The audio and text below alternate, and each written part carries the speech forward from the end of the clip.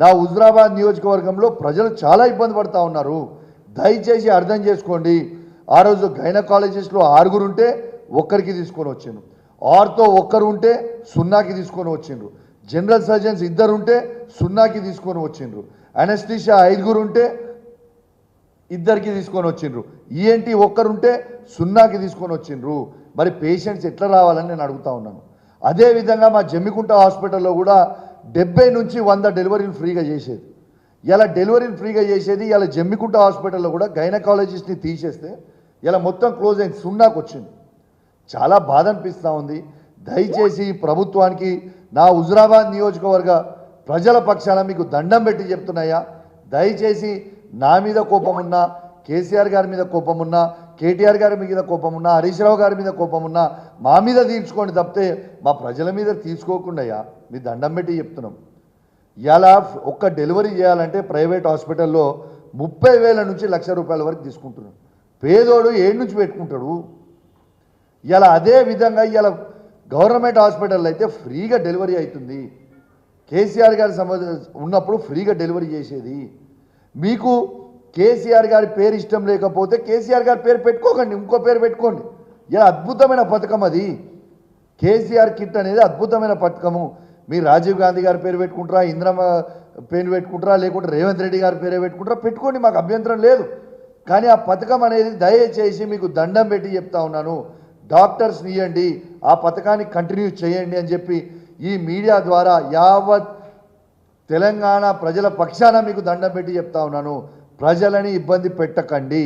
అదేవిధంగా కంటి వెలుగు అని ఒక చాలా గొప్ప పథకం, ఈ భారతదేశమే మొత్తం తిరిగి చూసేలాగా కేసీఆర్ గారు దాన్ని లాంచ్ చేశారు 5 ముఖ్యమంత్రితో ఈ భారతదేశంలో. ఇలా 1 కోటి మంది పైచిలుకు ఇలా కంటి వెలుగు అనేది వాళ్ళ కళ్ళు చూసి అద్భుతంగా వాళ్ళ కళ్ళ ప్రాబ్లం ఉంటే అద్భుతమైన సర్జరీలు చేయించినాం, ఫ్రీగా అద్దాలు ఇచ్చినాము, వాళ్ళ ఫ్రీగా ఐ డ్రాప్స్, మెడిసిన్స్, కళ్ళకు సంబంధించినవి చేసినాము, క్యాట్రాక్ట్ సర్జరీలు చేసినాము. ఇవన్నీ చేసినాము. ఎందుకు బంద్ చేస్తున్నారు? మీ ప్రాబ్లం ఏంది భయ్? నాకు అర్థమైతలేదు. ఎందుకు తెలంగాణ ప్రజల్ని ఇబ్బంది పెడుతున్నారు? ఇలా అవ్వలని తాతలని వాళ్ళని పిల్లలు చూసుకోకపోతే కేసీఆర్ గారు వాళ్ళ పెద్ద మనవన్లాగా పెద్ద కొడుకులాగా వాళ్ళ అవ్వలని తాతల కోసము ఇబ్బంది అవుతుంది, పిల్లలు చూసుకుంటలేరు అన్న గొప్ప ఆలోచనతోని వాళ్ళకి కంటి ఆపరేషన్లు చేయించిండు, వాళ్ళకి అద్దాలు చెక్ చేయించి ఫ్రీగా వాళ్ళకి సైట్ వస్తే అద్దాలు అద్భుతమైన అద్దాలు తెప్పించి ఇచ్చారు. ఎందుకు భయ్ మీకు ఈ కోపం? ఎందుకు ఈ హరాస్మెంట్ చేస్తారు జనాలని? వాళ్ళు ప్రజలు చేసిన తప్పేంది? మీకు ఓట్లు వేసి మిమ్మల్ని ముఖ్యమంత్రి చేసి కాంగ్రెస్ ప్రభుత్వం తీసుకొచ్చుడేనా ప్రభుత్వం ఇవాళ ప్రజలు చేసిన తప్పు ఏంటిది? అసలు మీ బాధ ఏంది? మీరు ముఖ్యమంత్రి అయిపోయినరు, మీ ప్రభుత్వం వచ్చింది, మీరు దించాలనుకున్న కేసీఆర్ గారిని దించిండ్రు, అయిపోయింది. అరే మీరు పనులు చేయరాదు రూపాయి ప్రజలకి, పనులు చేయకుండా ఈ హరాస్మెంట్ ఎందుకు చేస్తారు? ప్రజల్ని కడుపు రగిలిపోతూ ఉంది. దయచేసి నేను రిక్వెస్ట్ చేస్తూ ఉన్నాను, మీకు డిమాండ్ చేస్తూ ఉన్నాను, ప్రజల్ని ఇబ్బంది పెట్టొద్దు అని కోరుకుంటూ సెలవు తీసుకుంటా ఉన్నాను. జై తెలంగాణ, జై కేసీఆర్. ఇంతకుముందు మా తమ్ముడు ఒకడు అడిగిండు, నేను నీకు సవాల్ విసురుతున్నా భయ్యా, స్కూళ్ళ గురించి అడిగిన మా అన్న కూడా చెప్పిండు, ఈ భారతదేశంలోనే ఈ మాట్లాడేటోడు 100 మాట్లాడతాడు, సొయ్యి లేకుండా మాట్లాడడానికి గాలి మాటలు మాట్లాడుతున్నాడు. నేను సవాల్ విసురుతా ఉన్నా ఈ వేదిక మీద నుంచి, ఈ భారతదేశంలో ఏ కాంగ్రెస్ పరిపాలిస్తున్న రాష్ట్రమైనా కానివ్వండి, బీజేపీ పరిపాలిస్తున్న రాష్ట్రమైనా కానివ్వండి, తెలంగాణ కేసీఆర్ గారు ఇచ్చిన దానికంటే బెస్ట్ ఎడ్యుకేషన్ చూపిస్తే నా ముక్కు భూమికి రాపి క్షమాపణ చెప్తా. భారతదేశంలో ఎక్కడ లేని విధంగా 1000 గురుకుల స్కూళ్ళని నిర్మాణించి ఒక్కొక్క విద్యార్థి మీద ₹125,000 ఖర్చు పెడుతుండు.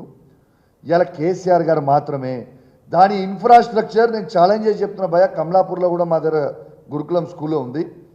Any international school you take, either you take Indus, you take Aga Khan, you take Srinidhi International School, our NJP school is on par with any international school in this state or in this country. This is the truth of life. నువ్వు మాట్లాడంగానే ఏదో అయ్యేది కాదు కదా. ఇలా నేను నీకు చెప్తున్నా brother, నా కాన్స్టిట్యున్సీ నుంచి సీట్లు అన్నీ ఆన్లైన్ అయినాయి. నేను దాదాపు 2,000 మందికి లెటర్లు ఇచ్చిన సీట్లు ఇవ్వమని. ఎంత డిమాండ్ ఉంది? 1:100 డిమాండ్ ఉంది ఇవాళ పరిస్థితి, ఇలా గురుకుల school. This is the truth, this is the fact. ఇలా దాదాపు 6,50,000 మందికి ఇలా 1,25,000 రూపాయలు ఖర్చు పెడుతుంది ఏకైక ప్రభుత్వం.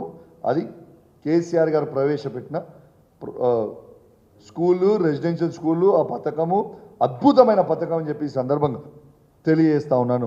ఇలా వాస్తవంగా మా వాడు మాట్లాడిన కాబట్టి నేను ఎక్కువ మాట్లాడలే, కానీ వాస్తవంగా నిజంగా బాధాకరమైన విషయం తను చెప్పింది. మరి కేసీఆర్ గారు ఉన్నప్పుడు ఇట్లాంటి ఇన్సిడెంట్లు ఎందుకు కాలేదు 10 సంవత్సరాలలో? ఇవాళ ఎందుకు అవుతున్నాయి?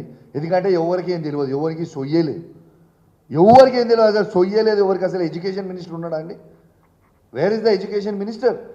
ఇలా ఆత్మహత్యలు అవుతుంటే who is the education minister? Honourable chief minister గారు education minister. Where are you? ఈడ పిల్లలు చచ్చిపోతుంటే నువ్వు పోయి జల్సాలు చేస్తున్నావా అమెరికాలో?